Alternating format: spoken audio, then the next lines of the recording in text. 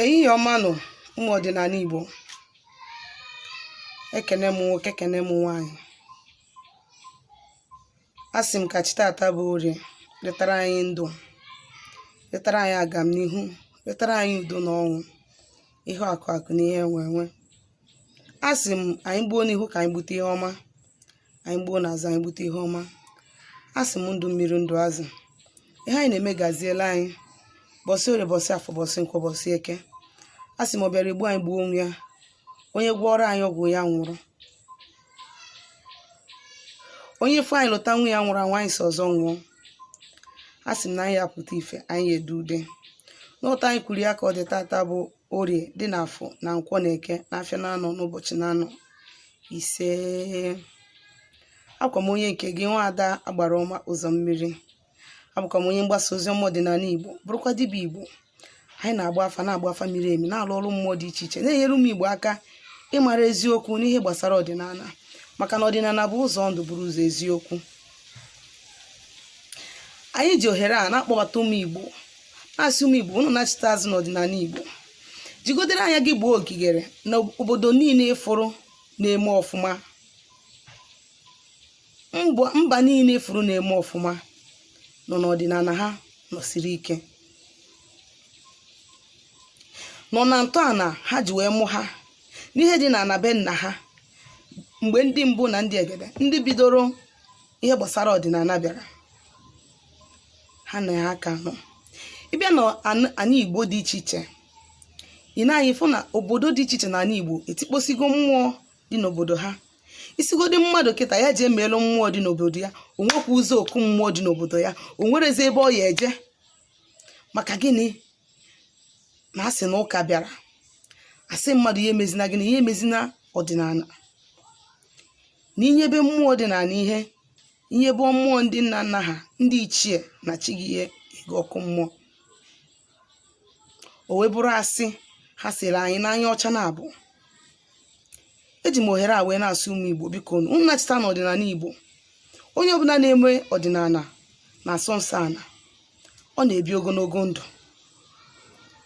Ị na-anyị fụ na agba ọhụrụ a, bifo ife onye ruo 90 years or 100 years, ọ na-afịa ahụ.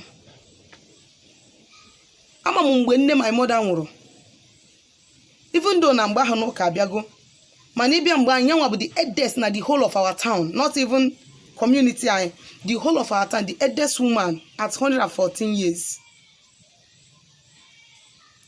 Mana ọ gọrọ mmụọ, gọsie mmụọ ike. Ị na-anyị fụ na anyị na-eji ụka, anyị na-anwụ na 30, 35, 40, 20 something, 50. Ifu nwata, ifu nwoke dị 50 years, ọ dịka onye kagoro nka, maka ajọ ndụ anyị na-ebi, maka ajọ nri anyị na-eri. Anyị anarazi enye ụmụaka anyị akpụ. Onwezi ụmụaka anaghịzi ata abacha,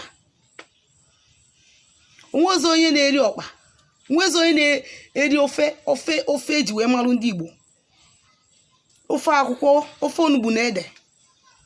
Anyị na-agbagazi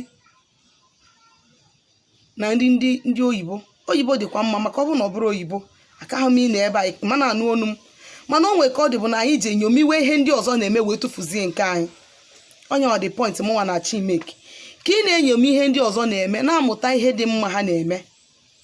Mara na ọ ka nwere nke dị mma dị na be nna gị, not ịpụta anyị na-ata gị nke dị be nna gị ajọ ihe, mana nke ndị ọzọ dị gị mma. Ka bụ izizi iji bịa n'isiokwu nji maka ya wee bịa tata bụ ihe gbasara oke ite. A na-ekwu okwu ya, oke ite nwoke na-eme, oke ite nwaanyị na-eme. Ihe nji bịa wụ maka ka ị mara ihe bụ uru dị n'oke ite na aghọm dị n'oke ite. Oke ite nwere nnukwute aghọm. Esoro m na ndị na-asị na ụka bịara ma na oyibo bịara bịa napụ anyị ihe niile anyị nwere. Ọ eziokwu na ha napụrụ anyị ihe, mana o nwere ihe anyị ga-enu n'aka ha. Now that we have learnt a lot of things from them, it's not good we abandon them totally. But what I'm trying to say bụ na ka anyị hapụ kene ichefu onwe anyị. Maka ihe nji ama ọkwa amasị ike bụ na o nwelu ndị na amarozi their left from their right, ha amarozi their right from their left. And ka a na-ekwu okwu a, ị mara na ndị ogboni karịzị, ndị ogboni karịzị, ndị na-eme ihe m na-amaro ebe ha si buta na-akpọ ya ọdịnala Igbo. Ị na-ejekobe dibịa ya ma elu gị nke a, jụkwa chi gị ọ chọkwara ka nsoro onye a. Mbosi ọbụla ịgosi ọfọ maka mụ ịchọ ka nlụ ọlụ gị ọlụ, igosi ọfọ, ndị so gị asị gị abịa na stay off my way. Dibịa ahụ ị chọrọ ka ọ lụọ ọlụ gị ọlụ, ọ sị gị na oke ite nwere side effect, ọ sị gị na oke ite emerụ nke a, na oke ite emerụ nke ọzọ. Nwanne m biko, wegodoro ọjị na mmanya ọkụ sọsọ n'anyanwụ wee kpọkọọ ndị ichie gị ma ọ kpọkọọ ochie onye ụwa gị bụ ndụ na-emara ya. Si ya n'ụzọ ndụ ka ị na-achọ, nọọ ịnachite n'usoro ndị mbụ na ndị egede ka ị chọrọ ime, nọọ ime gị na ịchịkwaba ihe dị n'ụzọ gị ka ị chọrọ ime, na ị chọrọ ịgwọ ọgwụ, ị chọrọ igbu mmadụ, ị chọrọ itinye aka n'ihe ọjọọ. Ọ bụrụ na nwoke a na-eji ịgbara m afa ma nwaanyị a na-eji ịgbara m afa na ọ dị eso ụzọ ụkwụ ndị mbụ na ndị egede, biko ekwukwana ka m gaa ya nso. Ọ bụrụ na nwoke a chọrọ ịlụrụ m ọrụ ma nwaanyị a chọrọ ịlụrụ m ọrụ, esoro usoro ndị mbụ na ndị egede, ndị bidoro ọdịnala Igbo na mgbe gburugburu, biko ekwekwana ka onye alụ ọrụ m ọrụ. And they will just do it. Ọ bụrụ magic. Even na ọbụgodo mụnwa ka ị chọrọ ka ọ lụọ ọrụ gị ọrụ, mee ya. Ọ bụrụ na ha o nwere sign ha ga-enye gị, you know that ha chọrọ ka m lụọ ọrụ gị ọrụ, you move away. Yọọ ha dutere gị onye ga-abụ ọlụ ọrụ gị ọrụ, ọ gwa gị eziokwu, ị mara ihe dị n'ụzọ gị, gbuo ọrụ gị mkpa ka ị nwee ike nwee gị na peace. Maka na ije mee oke ite, maka na ijebe ma mgbe ya sị gị bịa ka separate gị na nwaanyị mmiri gị ma ọ dị mmiri gị, ha ya gwakwa gị eziokwu dị na ya, ịbanyego ha kọsụwa gị da havoc, ha kọsụwagoro gị ya, ọha ngị ya gị n'ọnụ, ọha ngịgo gị. O nwere ike bifo ihe retrace onwe gị back, o rie gị nnukwu ego, o rie gị nnukwu time, o rie gị a lot of effort. Ọ na-adị mma iji na-efe chọọ ihe dị ojii tupu ome gịnị chi ejie. Ndị na-abịa n'ọdịnala na-eje enyomi ndị oke ite, wepụ aka enwe n'ofe tupu ọghọọ aka mmadụ. Oke ite bụ ọgwụ agwọrọ agwọ. Nke bụ eziokwu, sọsọ ofu uru m mara o nwere, maka na ihe ọbụla nwere uru nwere aghọm, mana ihe ọbụla aghọm ya karịrị uru ya is not worth attempting at all. Nke bụ eziokwu bụ na ọ bụ na ị nwere oke ite, ịma ọgụdị chi gị ma dibịa ma elu gị ya ma esi ya ọfụma, ụzọ ga-emepe. Ọ eziokwu, ị ga-enwetebe ego, ọ eziokwu, mana ị ga na-aralụkwa ụla, ị ga na-enwekwu peace. Nweta ego ahụ, will you enjoy it? Ihe ọbụla mmadụ ga-eme n'ụwa ọ napụ ya ụra abalị is not worth doing. Taa nọ nnaba adị m amadụ mgbe chi foro, I sleep like a baby every night because I don't have anything that is scaring me. Oke ite bụ ọgwụ agwọrọ agwọ. Akụzigo m ihe gbasara oke ite na mbụ, mana nke a bụ ichikwe warning maka a lot of people na-abịa to me for oke ite. Anara m eme oke ite. If you watch this video or you are watching this video and you were intention of ime oke ite, please don't even subscribe. I subscribe na my channel, just move away because I don't eme oke ite, ọbara uru. And they took me with time me convince wegi why you should not do oke ite personally.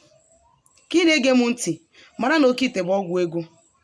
Mara na ịpụta ifu na social media ebe picture asị na onye a missing girl or missing boy or missing man or missing woman, were onye ahụ egbu onye ahụ afrozi ya, and ị na-eme oke ite, you are part of that person's death. Iso na ihe gburu onye ahụ. Na mmadụ gbalụ moto, ọ banye one chance egburu ya ebe ọ na-amaghọ, ọ dị unconscious, egbuo ya. Ijiri ya gị nwa bụ nwoke, ọsọgodi na ọ bụrụ gị nwa ka emere oke ite, gị nwa bụ nwoke ma nwaanyị emere oke ite ma ọ na-achọ ime oke ite, you are part of that person's death, and aja ana ga-achụ gị ọsọ. Oke ite bụ ọgwụ agwọrọ agwọ, wee program mụọ ya. Ihe dị n'ọlụ anyị bụ na ihe i kwuru n'ọlụ mgbe ị na-alụ ya ihe ọhịa na-eme. Oke ite bụ ọgwụ agwọrọ agwọ ka eme gịnị wee na-enye ya command ka o jee na-achụta ego.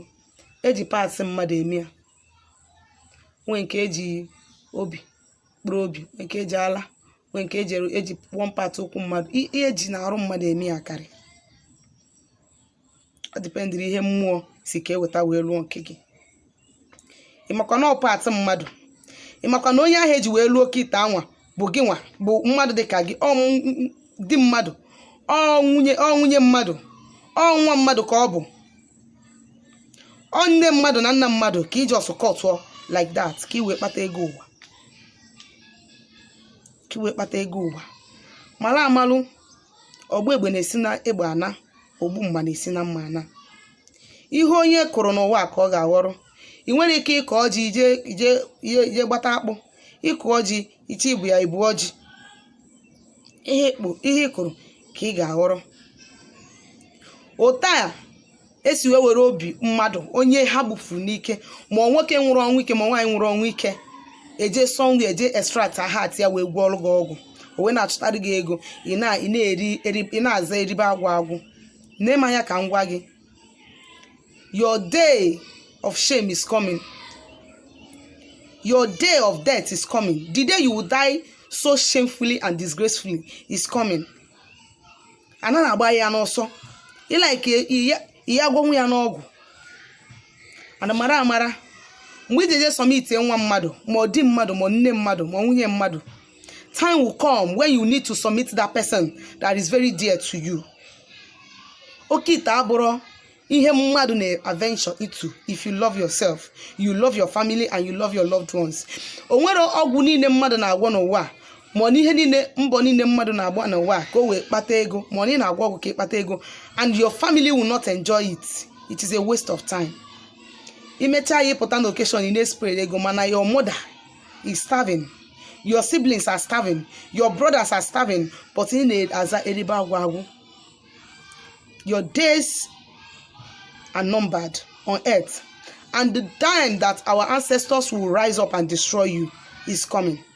Gị nwa bụ onye Igbo na-ene m anya, anụkọtakwa na chi echiche ime oke ite na ọ dịrọ mma. Ọgwụ onye like ya sị na ma mara ihe na-eme, nọ maka na ma mfuru ebe m ga-ebute ya mina m ebutara ya. Nchọ ime oke ite kịta ememe ya kịta, mana ọ bụrụ ihe mmadụ ga-eme gịnị, ọ bụrụ ebe mmadụ kwesịrị ịga, ọ bụrụ ụzọ mmadụ kwesịrị ịga. Maka gị nwa chọrọ ị na-achịta azụ n'ọdịnala Igbo, o dibịa na-eme oke ite abụrụkwa dibịa ọdịnala.